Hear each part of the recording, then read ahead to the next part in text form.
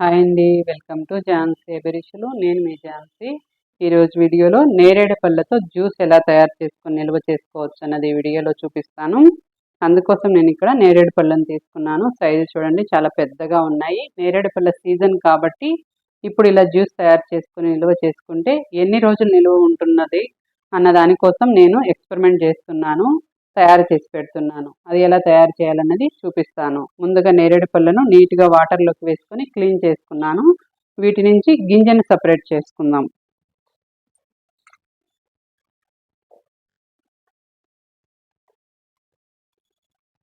పల్పును మాత్రం సపరేట్ చేసుకొని గింజని ఇలా సపరేట్ చేసుకోవాలి. నేరేడు పళ్ళతో జ్యూస్ తయారు చేసుకోవచ్చు, ఐస్ క్రీమ్ తయారు చేసుకోవచ్చు, అలాగే జామ్ కూడా తయారు చేసుకోవచ్చు. చాలా టేస్టీగా ఉంటుంది. బ్రెడ్ లాంటి వాటిల్లోకి జామ్ను వేసుకొని తింటే చాలా బాగుంటుంది. పిల్లలకి అలాంటివి చేసి పెట్టచ్చు. హెల్తీగా ఉంటుంది. ఇంట్లోనే తయారు చేసి పెట్టచ్చు. అలాగే నేరేడు పళ్ళలో విటమిన్ సి అధికంగా ఉంటుంది. షుగర్ వ్యాధి గ్రస్తులకు ఈ నేరేడు పళ్ళు చాలా మంచివని చెప్తారు డాక్టర్స్ కూడా.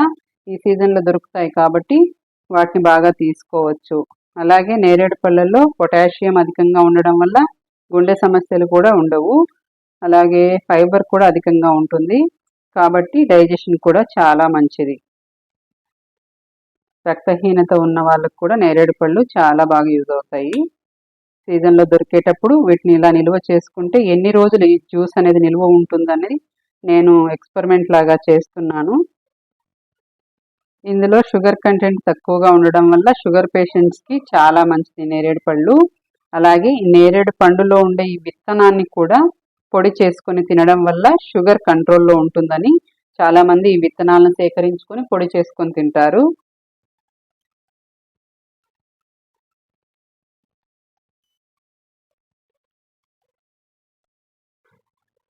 నేరేడు పళ్ళల్లో ఐరన్ కూడా అధికంగా ఉండడం వల్ల రక్తహీనత ఉన్న వాళ్ళకు కూడా ఈ నేరేడు పళ్ళు చాలా మంచివి.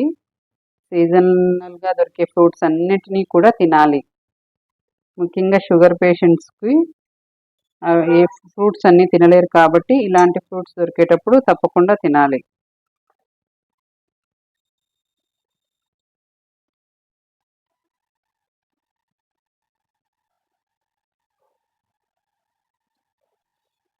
నేను ఆల్రెడీ నేరేడు పళ్ళతో జామ్ని కూడా తయారు చేశాను. ఆ వీడియో కూడా నా ఛానల్లో ఉంది. ఎలా తయారు చేసుకోవాలన్నది చూడాలనుకుంటే తప్పకుండా చూడండి. జామ్ కూడా చాలా టేస్టీగా ఉంటుంది. బ్రెడ్ మీద అలాగే పిల్లలకి చపాతీ మీద వేసిస్తే కూడా చాలా ఇష్టంగా తింటారు. టేస్ట్ చాలా బాగుంటుంది జామ్. మనం బయట కొనే జామ్ కన్నా ఇలా ఇంట్లోనే హెల్తీగా మనం తయారు చేసుకోవచ్చు. సీజనల్ ఫ్రూట్స్ని బట్టి తయారు చేసుకొని పెట్టుకోవచ్చు. నేరేడు పళ్ళతో నేను తయారు చేసిన జాము అలాగే ఐస్ క్రీమ్ కూడా తయారు చేశాను. ఆ వీడియోస్ లింకు డిస్క్రిప్షన్లో ఇస్తాను. చూడాలనుకుంటే తప్పకుండా వాచ్ చేయండి. మీరు కూడా ట్రై చేయండి, చాలా బాగుంటుంది. నేరేడు పళ్ళ నుంచి పల్పుని ఇలా సపరేట్గా అలాగే విత్తనాలను ఇలా సపరేట్గా చేశాను. ఈ విత్తనాలను ఎండబెట్టి పొడి చేసుకుంటాను. వీటిని షుగర్ పేషెంట్స్ అయితే తినొచ్చు, షుగర్ లెవెల్స్ బాగా తగ్గుతాయని. అలాగే ఎవరైనా తినొచ్చు కూడా. వీటిని ఎండించుకొని పొడి చేసుకుంటాను. తర్వాత ఒక మిక్సీ జార్ తీసుకొని జ్యూస్ జార్లోకి పల్పుని సపరేట్ చేసుకునే పల్పుని అంతటిని వేసుకొని గ్రైండ్ చేసుకోవాలి. బాగా మెత్తగా సాఫ్ట్గా వచ్చేటట్లు గ్రైండ్ చేసుకోవాలి.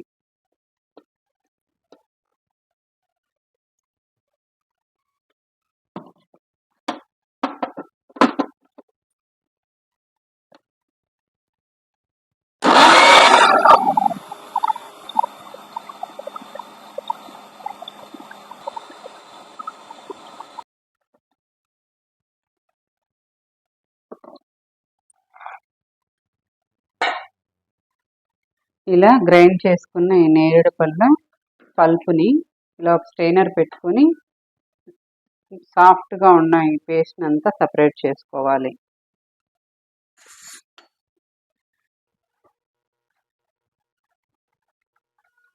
ఇలా ఒక స్పూన్తో కదిలిస్తూ ఉంటే మెత్తగా ఉన్న పేస్ట్ అంతా కిందకి దిగిపోతుంది.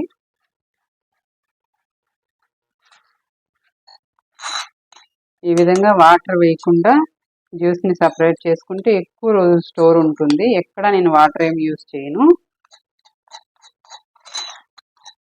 నేరేడు పళ్ళల్లోనే కొంతవరకు తేమ ఉంటుంది, జ్యూస్ ఉంటుంది కాబట్టి ఆ జ్యూస్తోని ఈ కాయలంతా బాగా మెత్తగా సాఫ్ట్గా అయిపోతాయి. తర్వాత ఇలా స్ట్రెయినర్లో నుంచి పల్పును సపరేట్ చేసుకోవాలి. ఇందులో ఏమైనా పీచు లాంటిది ఉంటే ఈ స్ట్రెయినర్లో నిలిచిపోతుంది. ఇదే విధంగా మొత్తం ఈ జ్యూస్ని అంతటిని ఫిల్టర్ చేసుకోవాలి స్ట్రెయినర్ సహాయంతో. కొంచెం టైం ఎక్కువ తీసుకుంటుంది కానీ ఇలా తయారు చేసుకుంటే ఎక్కువ రోజులు నిల్వ ఉంటుంది ఏ జ్యూస్ అయినా కానీ. ఈ విధంగా పల్పునంతా స్ట్రెయినర్లో వేసి స్ట్రెయిన్ చేసుకోవాలి. ఎక్కడైనా చిన్న పీచు లాంటిది ఉంటే ఈ స్ట్రెయినర్లో నిలిచిపోతుంది. తర్వాత దీన్ని కూడా మిక్సీ జార్లోనికి వేసుకొని కొద్దిగా వాటర్ వేసి షుగర్ వేసి గ్రైండ్ చేసుకుంటే జ్యూస్ లాగా ఫ్రెష్ జ్యూస్ లాగా చాలా బాగుంటుంది. 2-3 డేస్ ఫ్రిడ్జ్లో స్టోర్ చేసుకోవచ్చు. దీని తర్వాత నేను గ్రైండ్ చేస్తాను కొద్దిగా వాటర్ని యాడ్ చేసి. పల్పునంతా ఈ విధంగా సపరేట్ చేసుకున్న తర్వాత స్టవ్ వెలిగించుకొని స్టవ్ మీద ఒక బాండీ పెట్టుకోవాలి. ఇందులోనికి మనం రెడీ చేసి పెట్టుకున్న ఈ నేరేడు పళ్ళ జ్యూస్ని వేసుకోవాలి. తర్వాత ఇందులోనికి షుగర్ని వేస్తున్నాను. టేస్ట్కి తగ్గట్టుగా షుగర్ని యాడ్ చేసుకోవచ్చు. కాస్త షుగర్ ఎక్కువగానే పడుతుంది. ఇది కాస్త చిక్కబడాలి, పాకంలాగా వస్తే ఎక్కువ రోజులు నిలువ ఉంటుందని షుగర్ కాస్త ఎక్కువ వేస్తున్నాను. తర్వాత జ్యూస్లో ఏమి షుగర్ని యాడ్ చేసుకోవాల్సిన అవసరం లేదు, నేరుగా వాటర్లోనికి మిక్స్ చేసుకోవడమే. ఈ షుగర్ అంతా బాగా కరిగి ఈ జ్యూస్ బాగా చిక్కబడే వరకు ఉడికించుకోవాలి. మంటని లో ఫ్లేమ్లో పెట్టుకొని ఈ ప్రాసెస్ అంతా చేసుకోవాలి. షుగర్ వేయడం వల్ల ఈ జ్యూస్ అన్నది కాస్త పలుచబడుతుంది. ఇది మళ్ళీ తిక్కుగా వచ్చే వరకుగా ఉడికించుకోవాలి. చక్కెర వేయడం వల్ల ఇలా పలుచగా వస్తుంది.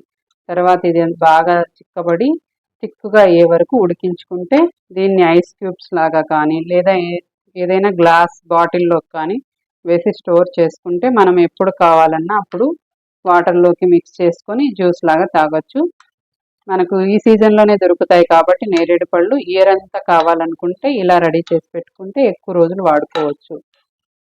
నేనైతే ఫస్ట్ టైం తయారు చేస్తున్నాను, ఎన్ని రోజులు నిల్వ ఉంటుందన్నది చూద్దామనేసి. ఎక్కువ రోజులు నిల్వ ఉంటే నెక్స్ట్ టైం చాలా పళ్ళతో తయారు చేస్తాను.